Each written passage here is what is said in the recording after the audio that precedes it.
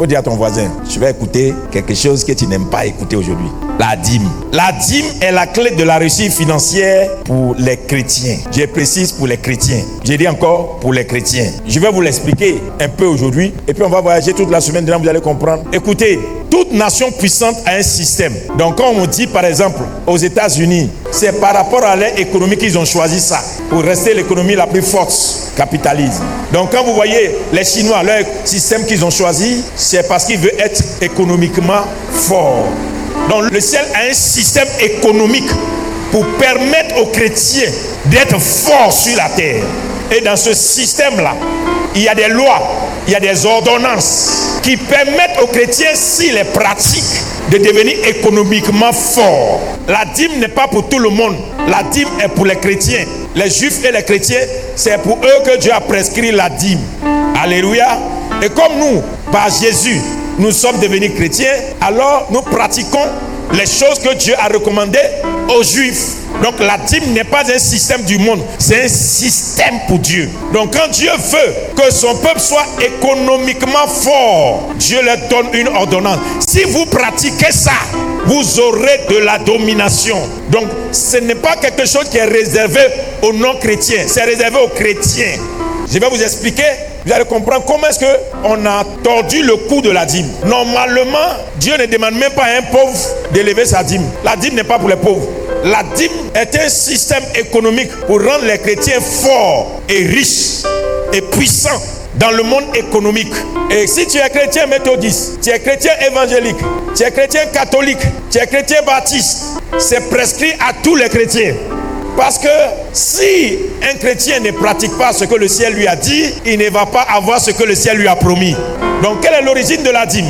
Dès qu'Abraham eut appris que son frère avait été fait prisonnier, il arma 318 de ses plus braves serviteurs nés dans sa maison. Et il poursuivit les rois jusqu'à Dan. Il divisa sa troupe pour les attaquer de nuit, lui et ses serviteurs. Il les battit. Et les poursuivit jusqu'à Shoba, qui est à la gauche de Damas. Il ramena toutes les richesses. Toutes les richesses. Comprenez bien, l'origine de la dîme, la première dîme de la Bible, l'origine de la dîme, de tout. Parce que Moïse a parlé de la dîme, mais Abraham a pratiqué la dîme avant Moïse. Chrétiens, on ne fait pas attention. Les gens disent que c'est la loi de Moïse. Non, la dîme a été pratiquée par Abraham avant Moïse, parce que Moïse est venu après Abraham. Amen. Donc la dîme n'est pas une loi de Moïse. C'est pas une loi de la Torah, c'est une loi de la foi. La première fois que tu as entendu la dîme, ça vient d'Abraham. Et Abraham est le père de la foi. Et la Bible dit que Abraham sera source de bénédiction et toutes les familles de la terre seront bénies à Abraham. Donc si tu es une famille de la terre, tu es rattaché à la foi d'Abraham. Et celui qui ne pratique pas la foi d'Abraham n'a pas la bénédiction d'Abraham. Donc la dîme n'est pas de Moïse. La première dîme dans la Bible a été pratiquée par Abraham. Continuons. Il ramena toutes les richesses. Il ramena toutes les richesses. Il ramena aussi Lot. Il ramena aussi Lot, son frère. Avec ses biens. Ainsi que les femmes. Et le peuple. Après qu'Abraham fut revenu, vainqueur de Kedor Laomer et des rois qui étaient avec lui, le roi de Sodome sortit à sa rencontre dans la vallée de Chavé, qui est la vallée du roi. Melchisédek. Qui est sorti? Melchisédek, roi de Salem, fit apporter du pain et du vin. Il était sacrificateur. Du Dieu très haut. Il bénit Abraham. Et dit, béni soit Abraham. Par le Dieu très haut. Maître du ciel et de la terre. Béni soit le Dieu très haut. Qui a livré tes ennemis en tes mains. Et Abraham lui donna la dîme de tout. La dîme de tout là ne vient pas de la poche d'Abraham. Ça vient de la victoire que Dieu a donnée à Abraham. Abraham n'a pas levé la dîme de sa plantation. Abraham n'a pas levé la dîme de tout, de ce qui était dans sa banque. Mais c'est dans la victoire que Dieu lui a donnée qu'Abraham a sorti la dîme de tout. C'est après avoir poursuivi les rois qui ont assailli Lot et qui les a vaincus et qu'il a pris leurs biens. C'est dans ça qu'il a pris la dîme. Donc Dieu ne te demanderait pas de lui donner la dîme de ce qu'il n'a pas donné. Suivez-moi bien, vous allez comprendre. En réalité, le principe de la dîme est un principe de foi. Et ça permet à quelqu'un à qui Dieu a donné une victoire de revenir à Dieu pour dire j'attends les prochaines victoires. Donc si tu as pillé les ennemis pour lui donner et dire moi je prends dans toutes les victoires que tu m'as données et je te donne. Deuxième des choses, Melchisédek n'existait pas, mais il a apparu quand Abraham avait la dîme de tout dans la main. Oh, est-ce que quelqu'un a la révélation? Écoutez-moi bien. Melchisédek est le roi de Salem.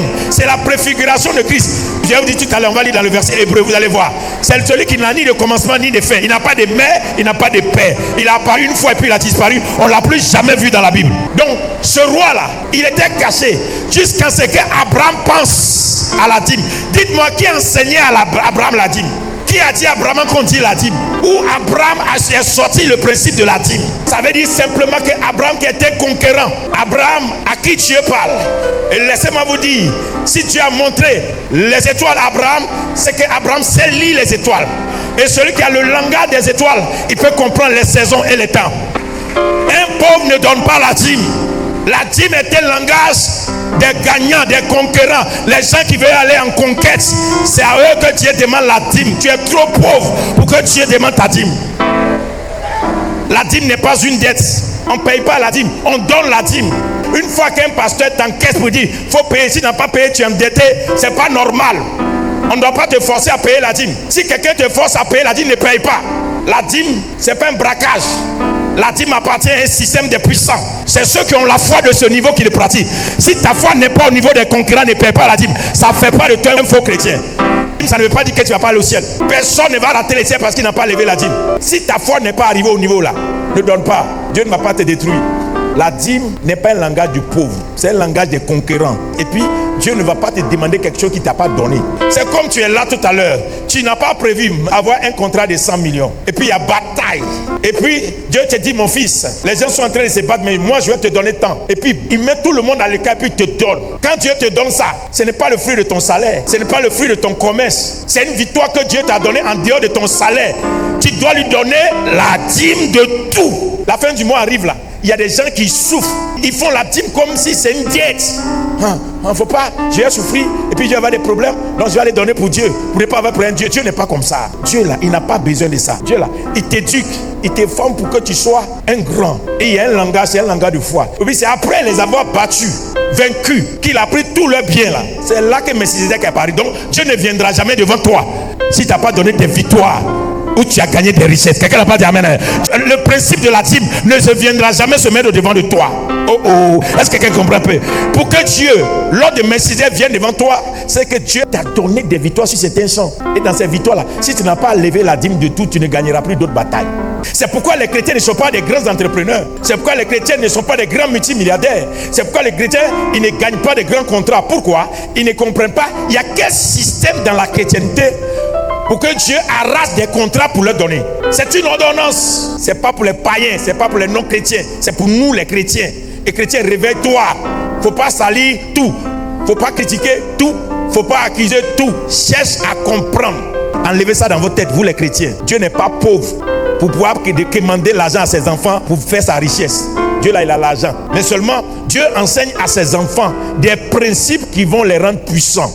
Donc quelqu'un qui veut avoir le pouvoir économique, quelqu'un qui dit je vais m'asseoir à la table des grands, je vais avoir des contrats de tel temps, je vais faire des affaires à un tel niveau, la personne doit retourner dans le système de la dîme de tout. Si la personne n'est pas chrétienne, elle n'est pas obligée de faire. Mais si la personne est chrétienne, elle doit faire. Sinon, tu vas aller faire les affaires, tu ne vas pas gagner. Parce qu'à la table des contrats là, plusieurs dieux se présentent. Là où on gagne les contrats des milliards là, chacun vient à cette table vers son Dieu. Faites très attention, il y a une différence entre la puissance et le pouvoir, la connaissance et le pouvoir. Le pouvoir c'est autre chose. Le pouvoir c'est dans la domination. On peut être puissant sans dominer. Dominer veut dire régner sur quelque chose. Et si tu veux régner dans cette sphère, il va savoir connaître l'outil de domination. Donc toi, tu as un magasin où il y a 200 magasins. Et puis tu penses qu'en allant donner de la nourriture aux pauvres, aux orphelins, là, ton magasin va marcher. Ça n'a pas de sens. Ça là, c'est le principe de dîme qui permet à des gens d'avoir 200 magasins, 400 magasins, d'avoir milliards, 1000 milliards, 2000 milliards. Ça, c'est quelqu'un qui veut dire, moi, là, je veux régner sur le cacao de la Côte d'Ivoire.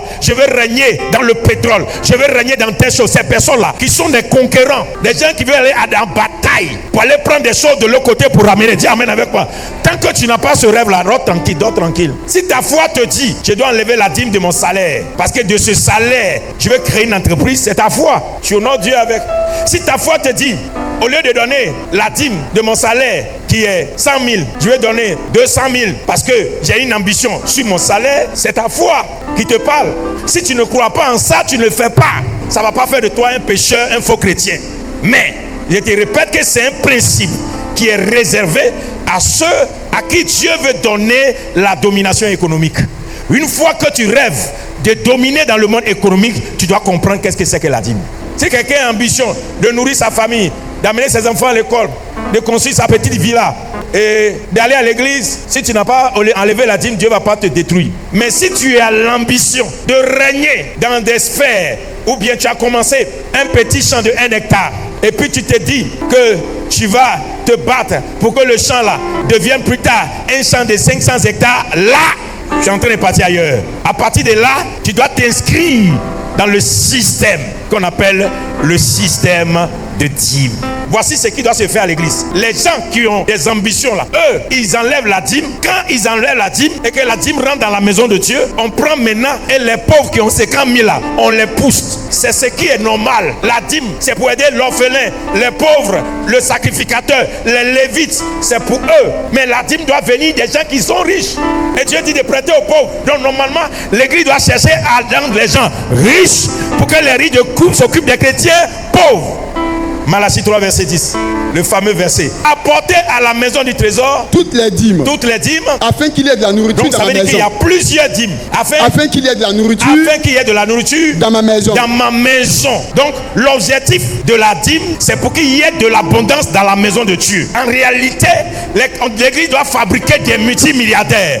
Et chaque dimanche comme ça là, il doit y avoir un milliardaire qui a déposé une voiture où il y a la nourriture. Quand on finit le culte comme ça là, les gens sortent, ils mangent, ils sont rassasiés, ils s'en vont sans rien payer. Normalement, on doit trouver des gens. Normalement, à l'église, on doit trouver des multimilliardaires qui chaque mois viennent déposer des tonnes d'habits, de chaussures. Et tous ceux qui n'ont pas habits, ils fouillent dedans, ils s'habillent. Normalement, il doit y avoir des multimilliardaires au milieu de nous. Et puis on regarde et dit, mais il y a des gens qui viennent de très loin, ils ne savent pas comment venir. Je mets un bus ici, je mets 2 bus ici, ramassez-les gratuitement pour qu'ils viennent adorer. Je l'ai dit, mais c'était instauré pour ça. Normalement, il doit y avoir des multimilliardaires dans les églises. Et dans ces églises-là, tous les pasteurs qui servent sous un pasteur doivent avoir leur salaire, doivent avoir leur maison, doivent avoir leur voiture. Ce n'est pas qu'un seul pasteur, il est dodu et les autres pasteurs, ils sont troués. En réalité, la dîme est un système du royaume pour rendre l'église puissante. Mais malheureusement, on a tordu le cou. Il suffit seulement pour un pasteur de prendre 100 entrepreneurs, les bombarder avec certains enseignements, leur expliquer certains systèmes. Quand ils vont revenir, alléluia, l'église est B. Parce qu'on dit, amenez à la maison du trésor toutes les dîmes, afin qu'il y ait de la nourriture dans ma maison. Dans la partie de là, les 100 là, si chacun est milliardaire, chaque dimanche il y a une nouveauté. Vous imaginez devant notre église là, chaque dimanche il y a une nouveauté. Ce dimanche il y a une nourriture. Le dimanche qui vient il y a habit. L'autre dimanche qui vient, il y a sac de riz. Après, un autre dimanche qui vient, il y a les conteneurs d'huile. L'autre dimanche qui vient, il y a savon. L'autre dimanche qui vient, il y a temps. Un matin qui vient, on dit, vous tous qui voulez aller faire auto-école, cadeau, allez-y à auto-école. Il y a un qui vient, ok, tous les pasteurs, vous êtes 35, non, je vous donne des villas, allez-y. Une villa pour chaque pasteur. Ces personnes ne vont jamais pauvres. Dieu va les élever, Dieu va les enrichir. Donc, quelqu'un qui a l'entreprise et qui a donné sa dîme aux orphelins, tu es comme Saoul qui a porté toi-même tes offrandes sur l'autel. Dieu va vomir ton entreprise. Parce que Dieu ne t'a pas dit, comme tu es devenu riche, d'aller t'occuper des pauvres. Il dit, amenez toutes les dîmes à la maison du trésor, afin qu'il y ait l'abondance. L'objectif de Dieu, c'est que son adoration monte. Dieu a toujours cherché l'argent pour qu'on l'adore avec. C'est pourquoi quand Dieu faisait la délivrance du peuple d'Israël, il leur a dit, allez-y dire aux Égyptiens de vous donner leur or et leur argent pour aller m'adorer pendant 3 jours et revenir. Donc, Dieu ne peut jamais délivrer un peuple sans leur donner de l'argent. Donc Dieu ne peut pas appeler les chrétiens pauvres. Quand Dieu t'appelle, il t'appelle avec l'argent. et dit au monde de te donner l'argent pour le servir. Maintenant, tu dois comprendre comment ça fonctionne. Donc, Abraham a eu la foi de la dîme avec Melchisedec. Moïse a établi la loi de la dîme. Maintenant, l'esprit de la dîme selon Christ. Christ n'a pas aboli la dîme. Christ a maintenu la dîme, mais dans un esprit. Quel est l'esprit de la dîme selon Christ? En effet, ce Melchisedec, roi de Salem, il est roi de Salem, sacrificateur du Dieu très haut, qui alla au devant d'Abraham. Lorsqu'il revenait de la défaite des rois, qui le bénit, et à qui Abraham donna la dîme de tout, qui est d'abord roi de justice. Il est roi de justice. D'après la signification de son nom. Ensuite, roi de Salem. Roi de Salem. C'est-à-dire roi de paix. Roi de paix. Qui peut être roi de paix? Si Jésus est le prince de paix. Oui. Qui est sans père. Il est sans père. Sans mère. Sans mère. Sans généalogie. Sans généalogie. Qui n'a ni commencement de jour. Ni commencement de jour. Ni fin de vie. Ni fin de vie. Mais qui est rendu semblable. Mais il s'est rendu semblable. Au Fils de Dieu. Au Fils de Dieu. Ce Melchisedec. Ce Melchisedec. Donc vous comprenez. Donc quand on parle de Melchisedec là, c'est pas un homme. C'est-à-dire comme Jésus n'était pas encore venu pour prendre la dîme, Jésus a fait la préfiguration de Melchisedec pour établir cette loi dans la foi d'Abraham. Pour permettre que la foi d'Abraham soit parfaite. Oui, continuons. Ce Melchisedec demeure sacrificateur à perpétuité. Il demeure sacrificateur à perpétuité. Qui est sacrificateur à perpétuité? Jésus. Considérez combien est grand celui auquel le patriarche Abraham donna la dîme du butin. Oui. Ceux des fils de Lévi qui exercent le sacerdoce ont, d'après la loi, l'ordre de lever la dîme sur le peuple, c'est-à-dire sur leurs frères qui, cependant, sont issus des reins d'Abraham. Élus. Donc les Lévis sont ici des reins d'Abraham. Donc le jour Abraham leur donnait la dîme de tout à Melchisedec, ça établissait cette loi chez les Lévites. Donc Moïse l'a établi pas parce que ça venait de lui, Moïse l'a établi parce que Dieu le lui a prescrit. Depuis Abraham, ça doit exister. Continue, fils. Car ce témoignage lui est rendu. Tu es sacrificateur pour toujours. Tu es sacrificateur pour toujours. Selon l'ordre de Melchisedec. Selon l'ordre de Melchisedec. Selon l'ordre de Melchisedec. Selon l'ordre de Melchisedec. Quel verset? Verset 17. Jésus est sacrificateur pour toujours. Selon l'ordre de quoi? De Melchisedec. Melchisedec est apparu quand? Melchisedec est apparu dans la Bible quand? Au rendez-vous de la dîme. Donc si on dit quelqu'un, il est sacrificateur dans l'éternité, selon l'ordre de Melchisedec, ça veut dire quoi? Il est sacrificateur selon le principe, l'ordonnance que Melchisedec a amené sur la terre. Jésus n'a pas annulé la dîme. Il est venu parfaire la dîme. Parce qu'il est sacrificateur selon l'ordre de Melchisedec. Il n'y a pas un autre ordre. La seule ordonnance que Melchisedec a envoyée, c'est la dîme de tout. C'est pourquoi quelqu'un qui n'est pas établi à un haut niveau, qui prend la dîme de tout d'une autorité, il fait tomber la personne. Aïe. On ne prend pas la dîme de tout pour donner à n'importe qui. Ce n'est pas récompense. C'est du sacré. La dîme de tout là, c'est sacré. Ça va en combat, ça va en guerre pour toi. Donc si toi tu prends pour faire, je dis bon, je viens de lui donner une dîme de 5 millions. Vous soyez sûr que la personne a la sacrificature pour poser le sacré sur toi. C'est ça qui fait le problème aujourd'hui, que les gens jouent à l'église, parce que les gens voient que l'argent. Alléluia. Tandis que les Lévites sont devenus sacrificateurs sans serment, Jésus l'est devenu avec serment par celui qui lui a dit. Donc Jésus a parfait l'ordre de Melchisedec par le serment. C'est un serment qu'il a fait à son père. Mais alors que les Lévites, eux, ils n'ont pas fait de serment. Ils ont hérité ça par l'action d'Abraham. Amen. Vous suivez bien, non? Amen. Mais Jésus, lui, c'est parce qu'il a fait un serment. C'est une autre alliance. Et cette alliance est plus puissante que l'alliance des Lévites. Donc en réalité, même la dîme selon les Lévites est petite quand on rentre dans l'ordre de la perfection selon Christ. Parce que Christ, lui, il n'a pas que fait paître le peuple d'Israël, mais il a dit, allez et faites de toutes les nations mes disciples. Donc comment tu peux dominer sur une nation en lisant la Bible? Pour prendre une nation, on le prend par l'économie.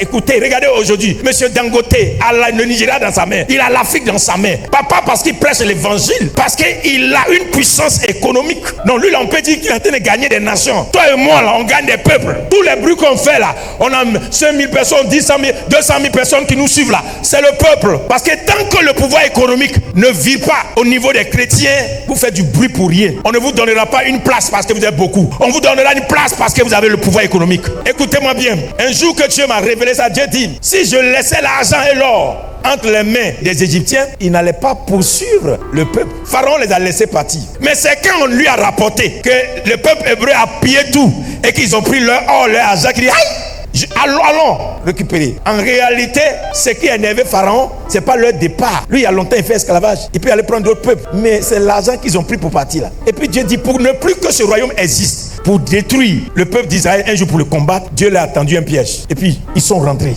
Encore de l'argent, ils sont rentrés dans l'eau. L'eau que toi, tu n'as pas ouvert. Pourquoi tu rentres dedans? L'argent peut amener ton ennemi à te poursuivre là où il ne doit pas rentrer. Et Dieu dit, ceux que vous voyez aujourd'hui là, vous n'allez plus jamais les voir. Est-ce qu'on les voit encore? Écoutez, vous savez comment les gens vous poursuivent? Si c'est comme on traque un pasteur, c'est pas ton argent. Quand quelqu'un veut mener enquête sur toi là, c'est comment tu dépenses ton argent. Qu'est-ce que tu as acheté aujourd'hui? Où tu as laissé ta carte? Où tu as laissé tes traces? Si on trace dans la journée là, on sait où tu es. Tu peux pas passer une journée sans dépenser l'argent. Alors que tu peux passer une journée sans parler à quelqu'un. Donc le pouvoir économique là, ça te suit partout. Car, oui, tandis que les Lévites sont devenus sacrificateurs sans serment, oui, Jésus l'est devenu avec serment par celui qui lui a dit, oui, le Seigneur a juré, et il ne se repentira pas. Oui. Tu es sacrificateur pour toujours. Tu es sacrificateur pour toujours. Selon l'ordre de Melchisédek. Selon l'ordre de Melchisédek. Donc c'est un serment. Abraham a payé la dîme, a donné la dîme. Et les Lévites ont hérité. Parce que Abraham, les Lévites n'ont jamais posé d'action. C'est Abraham qui a posé l'action. Donc ils n'ont pas eu de serment. Maintenant, la Bible dit que Jésus, lui, il a fait un serment. Et Dieu lui dit que tu es sacrificateur à perpétuité pour toujours. Selon l'ordre de Melchisédek. Vous et moi, répétons. L'ordre de Melchisédek, c'est où? Melchisédek a apparu dans la Bible combien de fois? Une seule fois. Une seule fois. Quand il est venu, il a fait quoi? Il a pris la dîme et il a donné le pain et le vin. Donc après Melchisédek, qui aussi a pris le pain et le vin? Et si Jésus a pris le pain et le vin, où est la dîme? Donc qui est Abraham qui donne la dîme à celui qui a le pain et le vin? Si l'église donne la dîme dans le système de Jésus, alléluia, le système de Jésus va le bénir. Et Jésus dit, je bâtirai mon église et les séjours des morts ne proviendront point contre elle. Ça veut dire désormais, quand Jésus qui a la dîme, alléluia, rencontre un homme de la foi qui lui donne la dîme de tout, alors l'homme de la foi rentre maintenant dans la bénédiction de Melchisédek. L'ordre de Melchisédek était parfait. Ça n'a pas été aboli, ça n'a pas été annulé. C'est encore là jusqu'aujourd'hui. C'est fait que les chrétiens doivent être puissants économiquement. Est-ce que tu comprends maintenant? Non? La dîme n'a pas été abolie, Joe. La dîme n'a pas été abolie. Joe, ne fatiguez pas les chrétiens qui ne veulent pas devenir riches. Un chrétien qui ne veut pas devenir riche ne doit pas payer la dîme, ne doit pas honorer Dieu la dîme. Il ne doit pas prélever la dîme. C'est un système qui est réservé aux riches. Est-ce que dans un royaume, c'est tout le monde qui devient riche? Donc n'appliquez pas ce que Dieu a réservé à des catégories, à tout le monde. Ou bien Jésus est par cela même le garant d'une alliance plus excellente. Jésus est le garant d'une alliance plus excellente. Donc Jésus vient être la garantie de la dîme. Donc Jésus là, il est le garant de ce système. Il n'a pas aboli. Il est le garant de quelque chose qui est plus excellent. Une alliance plus. C'est une alliance plus excellente. L'acte de foi d'Abraham est devenu une alliance avec Jésus. Jacob fit un vœu en disant. Si Dieu est avec moi. Si Dieu est avec moi. Et me garde pendant ce voyage que je fais. S'il me donne du pain à manger. Et des habits pour me vêtir. Et si je retourne en paix. À la maison de mon père. Alors l'Éternel sera mon Dieu. Cette pierre que j'ai dressée pour monument. Sera la maison de Dieu. Oui, continue. Et je te donnerai la dîme de tout ce que tu me donneras. Tout ce que tu me donneras. Donc Dieu ne prend jamais la dîme de quelqu'un. C'est ce qu'il te donne que tu lui donnes. Si Dieu ne t'a rien donné, tu n'as rien à lui donner. Et puis suivez-moi bien.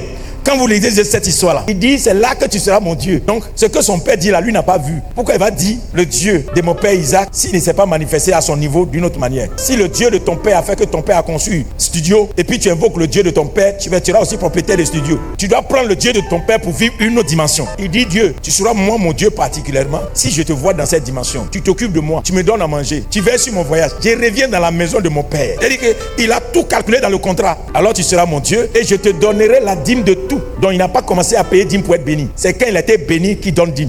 Donc on ne paie pas la dîme pour être béni, on donne la dîme quand on est béni. Et la dîme est un contrat avec Dieu pour qu'il marche avec nous d'une manière qui saisit la révélation.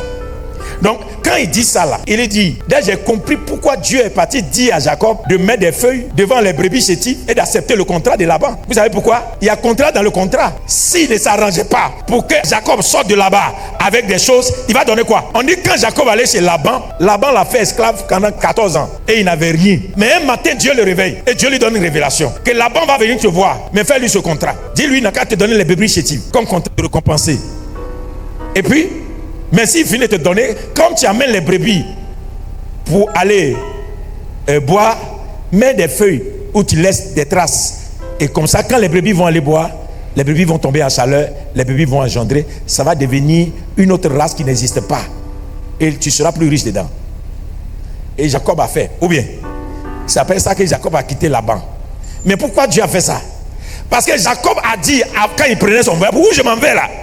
Si tu es avec moi, et que tu me bénis, tu me donnes à manger, tu me donnes à habiller, tu me protèges, et que je reviens dans la maison de mon père, tout ce que tu vas me donner là, je te donnerai la dîme de tout. Donc si Dieu ne lui a rien donné, il va donner quoi? Donc Dieu est obligé de lui donner. Donc la révélation qu'il a reçue là, c'est une révélation du contrat. La dîme est le contrat que les chrétiens font avec Dieu pour que Dieu les introduise dans des niveaux où les chrétiens ne sont pas. Oh, quelqu'un ne comprend pas ce que c'est un contrat que tu signes avec Dieu et c'est pour les chrétiens. C'est un secret pour que les chrétiens rentrent dans cette sphère. La dîme crée des riches chrétiens. La dîme ouvre les portes.